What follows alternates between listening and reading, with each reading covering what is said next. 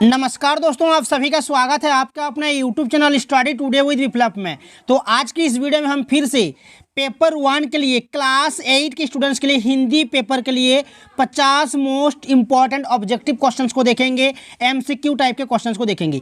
ये questions JAC board exam 2024 के लिए काफ़ी ज़्यादा इंपॉर्टेंट रहने वाला है। ये सवाल आपको 16 मार्च को एग्जाम पेपर में देखने को मिलेगा। सारे के सारे क्वेश्चंस एग्जाम पेपर के लिए मोस्ट इंपॉर्टेंट रहने वाला है। ये क्वेश्चंस आपको सीधे एग्जाम पेपर में देखने को मिलेगा, इसलिए सभी से रिक्वेस्ट है वीडियो को कंप्लीट देखिए, वीडियो को लाइक और शेयर कीजिए, ठीक है। और इससे पहले अगर आप ऑफिशियल मॉडल पेपर को नहीं देखे हो तो इस वीडियो के डिस्क्रिप्शन में आपको ऑफिशियल मॉडल पेपर मिल जाएगा जो JCERT द्वारा जारी किया गया है। उस वीडियो को एग्जाम देने से पहले जरूर देखना, ठीक है। तो चलिए आज के इस वीडियो को स्टार्ट करते हैं। इसे भी आप एक मॉडल पेपर कह सकते हो, ठीक है। इसे आप एक मॉडल पेपर कह सकते हो। सबसे पहले तो आपको एग्जाम पेपर में एक गद्यांश देखने को मिलेगा और प्रश्न संख्या 1 और 2 का उत्तर आपको इस गद्यांश से देना है। तो जैसे कि गद्यांश यहाँ पर दिया हुआ है कि प्रकृति ने हमें बहुत कुछ दिया है, सूर्य हमें प्रकाश और गर्मी देता है। इस प्रकार का जो भी गद्यांश एग्जाम पेपर में रहेगा सबसे पहले आपको ध्यानपूर्वक पढ़ लेना है। नीचे आपको सवाल देखने को मिलेगा। पहला सवाल यहाँ पर दिया हुआ है कि सागर और नदियाँ जल के कैसे भंडार है। सागर और नदियाँ जल के कैसे भंडार है, तो यहाँ पर देख सकते हो इस गद्यांश में आपको इसका उत्तर मिल जाएगा कि सागर और नदियाँ जल के अक्षय भंडार है। यहाँ पर देखो लिखा हुआ है, तो इसका उत्तर कौन सा होगा? ऑप्शन नंबर 4 यानी कि डी आपका सही उत्तर हो जाएगा। इस तरह का सवाल एग्जाम पेपर में पूछा जाएगा। नेक्स्ट सवाल यहाँ पर दिया हुआ है कि प्रकृति के चीज़ों को हम ऋण चुका सकते हैं सदुपयोग ना करके, दुरुपयोग ना करके, खर्च ना करके, दान ना देकर। इसे आप एक वायरल पेपर कह सकते हो। एक क्वेश्चंस एग्जाम पेपर में जरूर देखने को मिलेगा, इसलिए सभी से रिक्वेस्ट है वीडियो को कंप्लीट देखिएगा, लाइक और शेयर कीजिएगा। तो इसका उत्तर कहाँ पर मिलेगा? यहाँ पर देखो मिलेगा, हम प्रकृति के इस ऋण को तभी चुका सकते हैं जब उसकी दी हुई चीज़ों का दुरुपयोग ना करें। तो इसका उत्तर कौन सा होगा? दुरुपयोग ना करके। ऑप्शन नंबर 2 आपका सही उत्तर हो जाएगा। नेक्स्ट सवाल आपका रहेगा, एक पत्र रहेगा, ठीक है। एक आवेदन पत्र या तो पत्र रहेगा और जहां से आपको जवाब देना है प्रश्न संख्या 3, 4 और 5 की। प्रश्न है कि प्रधानाध्यापक को 7 दिनों की छुट्टी के लिए लिखे गए इस आवेदन पत्र के रिक्त स्थान को सही विकल्प द्वारा भरें जो प्रश्न संख्या 3, 4, 5 के रूप में क्रमांकित है। तो यहाँ पर देखो प्रश्न संख्या 3, 4, 5 यहाँ पर देखो डैश बना हुआ है, तो इसमें क्या शब्द होगा, ठीक है। ये आपको चूज करना है। ऑप्शन रहेगा जैसे कि यहाँ पर जो पत्र दिया हुआ है आवेदन पत्र, इसमें लिखा हुआ है सेवा में प्रधानाध्यापक महोदय राजकीय मध्य विद्यालय गुमला द्वारा वर्ग शिक्षक विषय 7 दिनों की छुट्टी हेतु। तो इससे आपको पता चलेगा कि एक आवेदन पत्र है और प्रधानाध्यापक को लिखा जा रहा है। तो यहाँ पर देखो सबसे पहले जब हम आवेदन पत्र लिखते हैं तो सबसे पहले स्टार्टिंग में क्या लिखते हैं? यहाँ पर डैश बना हुआ है, देख सकते हो। तो यहाँ पर क्या होगा? ऑप्शन देखो, ऑप्शन में है महाशय, महाशया, आदरणीय, नमस्ते। ये ऑप्शन में दिया हुआ है। तो सबसे पहले हम क्या लिखेंगे? यहाँ पर महाशय या महोदय, ये स्टार्टिंग में लिखेंगे, ठीक है। क्योंकि देखिए यहाँ पर ऊपर में लिखा हुआ है कि सेवा में प्रधानाध्यापक महोदय, तो ये महोदय को पत्र लिखा जा रहा है, तो सबसे पहले यहाँ पर महोदय या महाशय हो जाएगा, ठीक है। नेक्स्ट क्या है कि सविनय निवेदन है कि मैं डैश की कक्षा 8 का छात्र हूँ। तो यहाँ पर 4 के लिए क्या ऑप्शन दिया हुआ है? यहाँ पर आपको देखना है। यहाँ पर दिया हुआ है गाँव, शहर, विद्यालय, प्रखंड। तो यहाँ पर क्या होना चाहिए? ये यहाँ पर विद्यालय होना चाहिए। सविनय निवेदन है कि मैं विद्यालय की कक्षा 8 का छात्र हूँ, ये यहाँ पर हो जाएगा, ठीक है। नेक्स्ट लिखा हुआ है कि मेरी बहन की शादी दिनांक 24/10/2022 को थी, इसलिए मैं दिनांक इतना से इतना तक विद्यालय नहीं आ सका। अतः श्रीमान से विनम्र निवेदन है कि मेरी उक्त तिथियों की अनुपस्थिति माफ करने की कृपा की जाए। इस महत् कार्य हेतु मैं सदा आभारी रहूँगा। लिखने के बाद लास्ट में अंत में क्या लिखा जाता है? देखो ऑप्शन यहाँ पर क्या दिया हुआ है? दिया हुआ है कि आज्ञाकारी, आपकी, श्रद्धेय, आकांक्षी। जब आवेदन पत्र लिखा जाता है विद्यालय को, महाशय को, तो यहाँ पर लास्ट में क्या लिखा जाता है? लास्ट में लिखा जाता है कि आपका आज्ञाकारी छात्र, ठीक है। आपका आज्ञाकारी छात्र यहाँ पर लिखा जाता है। लेफ्ट साइड में भी लिखा जाता है, ठीक है। तो यहाँ पर लेफ्ट साइड में दिया हुआ है 5 में डैश, तो यहाँ पर क्या हो जाएगा? आज्ञाकारी हो जाएगा, ठीक है। ऑप्शन में आज्ञाकारी है, तो ये आपका हो जाएगा। ऑप्शन नंबर 1 आपका सही उत्तर हो जाएगा। नेक्स्ट जो सवाल रहेगा व्याकरण खंड से रहेगा, ठीक है, ग्रामर से रहेगा। ग्रामर से किस टाइप के सवाल एग्जाम पेपर में पूछे जाएंगे, चलिए मैं आपको बताता हूं। जैसा कि पूछेगा आपको पर्यायवाची शब्द पूछेगा।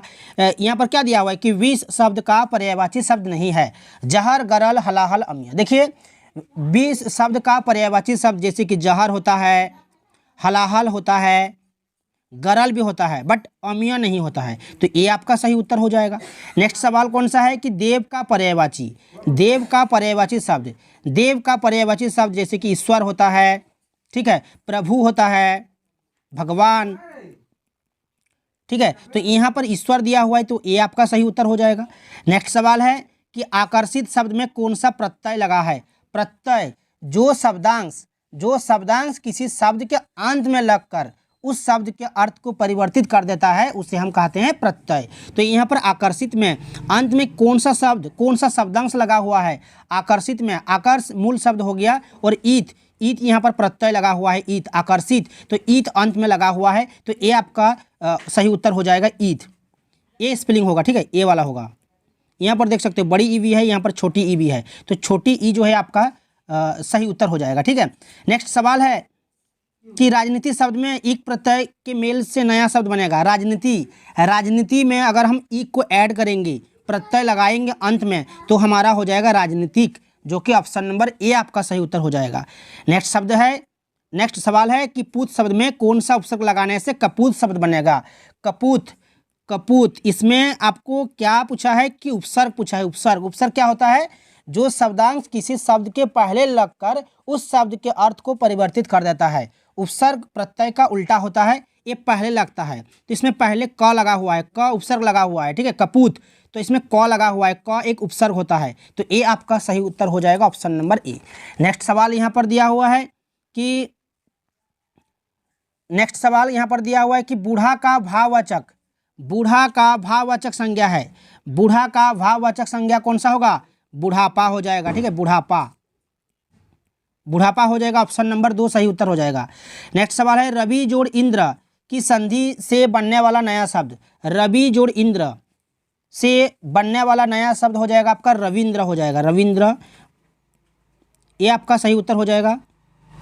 यहाँ पर ध्यान देना है आपको, रविंद्र यहाँ पर स्पेलिंग देखो अलग अलग है, यहाँ पर छोटी ई की मात्रा है, यहाँ पर बड़ी ई की मात्रा है, ये आपको ध्यान देना है, ठीक है।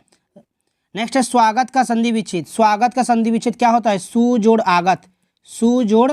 आगत होता है, तो ऑप्शन नंबर 3 आपका सही उत्तर हो जाएगा। 3 नहीं, यहाँ पर 2 आपका सही उत्तर हो जाएगा, सु जोड़ आगत।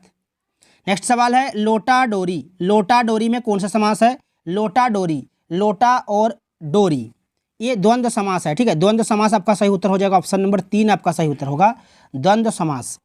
नेक्स्ट सवाल है कि आकाश शब्द का विलोम क्या होगा।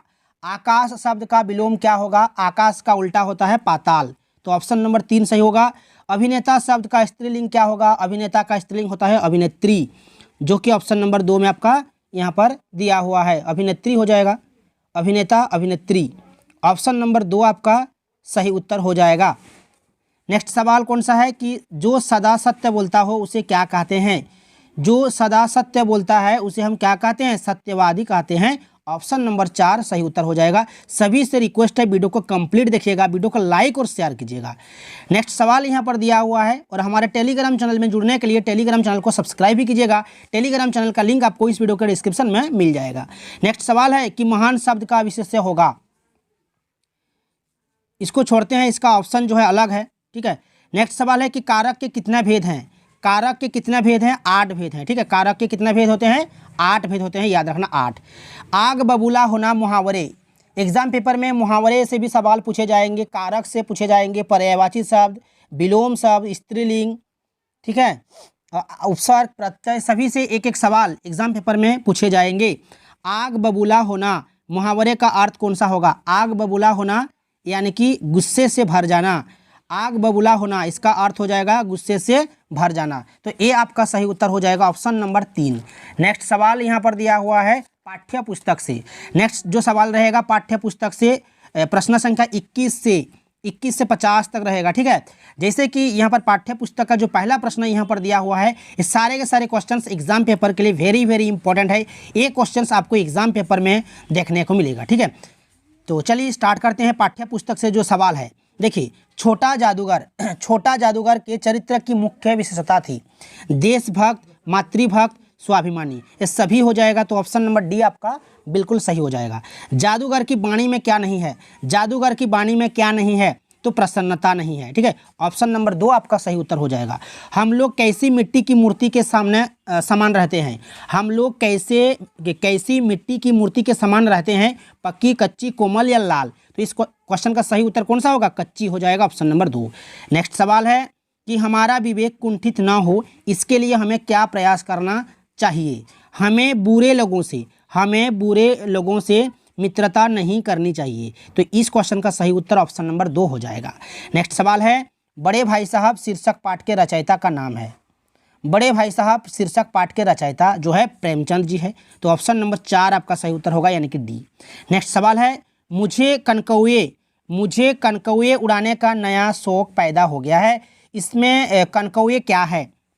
मुझे कनकौए उड़ाने का नया शौक पैदा हो गया है, इसमें कनकौए क्या है? काला कौवा, गिलहरी, पतंग या फूल?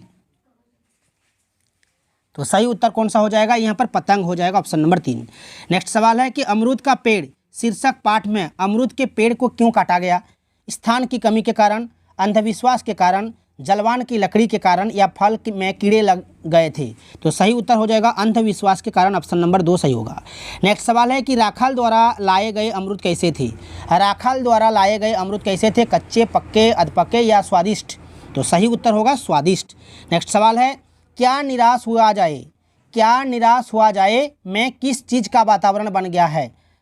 तो इसका जो सही उत्तर हो जाएगा आरोप प्रत्यारोप का। ठीक है, ऑप्शन नंबर 2 आपका सही हो जाएगा। झारखंड राज्य की स्थापना कब हुई थी? याद रखना, झारखंड राज्य की स्थापना 15 नवंबर 2000 में। ठीक है, ऑप्शन नंबर 2 सही होगा। नेक्स्ट सवाल है, बस की यात्रा शीर्षक पाठ की कैसी रचना है? बस की यात्रा शीर्षक पाठ कैसी रचना है? मनोवैज्ञानिक, हास्य व्यंग्यात्मक, निबंधात्मक, आत्मकथात्मक? तो आत्मकथात्मक नहीं होगा और निबंधात्मक भी नहीं होगा और मनोवैज्ञानिक भी नहीं होगा। तो सही उत्तर हो जाएगा हास्य व्यंग्यात्मक, ये आपका सही उत्तर हो जाएगा, हास्य व्यंग्यात्मक, ऑप्शन नंबर 2 सही होगा। यातायात की दुर्व्यवस्था किस पाठ की विषय वस्तु है? बस की यात्रा। ठीक है, यातायात की दुर्व्यवस्था किस पाठ की विषय वस्तु है? तो बस की यात्रा पाठ से है। नेक्स्ट सवाल है कि झारखंड की राजधानी रांची से हुंडरू जलप्रपात की दूरी कितनी है? 20 मील, 25, 27 या 30? सही उत्तर हो जाएगा 27 मील, याद रखना। नेक्स्ट सवाल है, हुंडरू का जलप्रपात किस नदी पर है? दामोदर, कोयला, स्वर्ण रेखा या शंख? तो सही उत्तर हो जाएगा स्वर्ण रेखा पर, ऑप्शन नंबर 3 सही होगा। नेक्स्ट सवाल है कि गुरु शिष्य पाठ के आधार पर बनारस के आसपास की ग्रामीण औरतों की वेशभूषा क्या थी? सफ़ेद साड़ियाँ, लाल कत्थई रंग की साड़ियाँ, गुलाबी साड़ियाँ या इनमें से कोई नहीं? सही उत्तर होगा लाल कत्थई रंग की साड़ियाँ, ऑप्शन नंबर 2 सही होगा। नेक्स्ट है, अपराजिता शीर्षक पाठ के रचयिता कौन है? अपराजिता पाठ के रचयिता कौन हैं? याद रखना शिवानी, ऑप्शन नंबर 3 आपका सही होगा। नेक्स्ट सवाल है, पन्ना पन्ना बोलता है शीर्षक पाठ के आधार पर विज्ञापन क्यों दी जाती है? चीज़ों एवं वस्तुओं को दिखाने हेतु, चीज़ों एवं सेवाओं को दिखाने हेतु, चीज़ों एवं सेवाओं की जानकारी हेतु, चीज़ों एवं सेवाओं की बर्बादी हेतु, इनमें से कोई नहीं? तो सही उत्तर हो जाएगा जानकारी के लिए। ठीक है, चीज़ों और सेवाओं की जानकारी हेतु, ऑप्शन 2 सही होगा। नेक्स्ट सवाल है, मधुबनी में आज भी तालाब को किस नज़र से देखते हैं? कृतज्ञता जो है आपका सही उत्तर हो जाएगा कृतज्ञता से, ऑप्शन 2 सही होगा। नेक्स्ट सवाल है कि झारखंड के 2 सपूत शीर्षक पाठ में मरंग गोमके किन्हें कहा गया है? तो जयपाल सिंह मुंडा को कहा गया है, ऑप्शन 4 सही होगा जयपाल सिंह मुंडा। नेक्स्ट सवाल है, क्या निराश हुआ जाए पाठ के आधार पर तिलक ने कैसे भारत का सपना देखा था? क्या निराश हुआ जाए पाठ के आधार पर तिलक ने कैसे भारत का सपना देखा था? तो इसका सही उत्तर कौन सा होगा? स्वतंत्र हो जाएगा, विकसित भी हो जाएगा और भ्रष्टाचार मुक्त भी हो जाएगा। तो इनमें सभी आपका सही उत्तर हो जाएगा ऑप्शन नंबर 4 यानी कि डी। नेक्स्ट सवाल है कि पुष्प की अभिलाषा शीर्षक कविता में पुष्प किसके प्रति समर्पित है? मातृभूमि और वीर। ठीक है, ये आपका सही उत्तर हो जाएगा। सब का क्या अर्थ है? सब का अर्थ होता है लाश। ऑप्शन नंबर 3 सही होगा। नेक्स्ट है कि पथ की पहचान कविता के कवि कौन है? पथ की पहचान कविता के कवि कौन है? डॉक्टर हरिवंश राय बच्चन। डॉक्टर हरिवंश राय बच्चन आपका सही उत्तर हो जाएगा। नेक्स्ट सवाल है पथ की पहचान कविता में सफल राही कौन है? सफल राही मूर्ख, वाचाल, महान लोग या व्यंग्यकार? तो सही उत्तर कौन सा हो जाएगा यहाँ पर? महान लोग हो जाएगा, ऑप्शन नंबर 2। ठीक है, नेक्स्ट सवाल है कि डायन एक अंधविश्वास कविता में बुढ़िया गांव के किस दिशा में रहती है? तो ये पूर्व दिशा में। ठीक है, ऑप्शन नंबर 1 सही होगा। नेक्स्ट सवाल है गांव के लोग अकेली औरत को डायन कहकर उसके साथ कैसा व्यवहार करते हैं? अच्छा, बहुत बुरा, सामान्य या सम्मानपूर्वक? सही उत्तर कौन सा होगा? बहुत बुरा हो जाएगा। राम का भरत को संदेश कविता में राम ने किससे समझाने का प्रयास किया है? लक्ष्मण को, सीता को, हनुमान को या भरत को? तो सही उत्तर कौन सा होगा? 4 हो जाएगा, भरत को। नेक्स्ट सवाल है कि रामचरितमानस किस भाषा में लिखी गई थी? तो ये जो है अवधी भाषा में लिखी गई थी। ऑप्शन नंबर 2 सही होगा। बूढ़ी पृथ्वी का दुख कविता के रचनाकार कौन है? बूढ़ी पृथ्वी का दुख कविता के रचनाकार कौन है? माखनलाल चतुर्वेदी, डॉक्टर हरिवंश राय बच्चन, निर्मला पुतुल या तुलसीदास? तो सही उत्तर कौन सा होगा? निर्मला पुतुल हो जाएगा। लास्ट सवाल है पहाड़ का सीना क्यों दहलता है? पहाड़ पर चढ़ने से, पहाड़ पर वृक्ष उगने से, पहाड़ को तोड़ने के लिए विस्फोट से, पहाड़ को खिसकने से? तो सही उत्तर हो जाएगा ऑप्शन नंबर 3 हो जाएगा, पहाड़ को रोकने के लिए विस्फोट से। तो ये आपका सही उत्तर हो जाएगा। तो ये था क्लास 8 हिंदी पेपर के लिए 50 most important objective questions. Video को अगर अच्छा लगा है तो लाइक और शेयर कीजिए और हमारे चैनल में जुड़े रहने के लिए, इस तरह के वीडियोस देखने के लिए चैनल को सब्सक्राइब करके रखिए। तो मिलते हैं नेक्स्ट वीडियो में।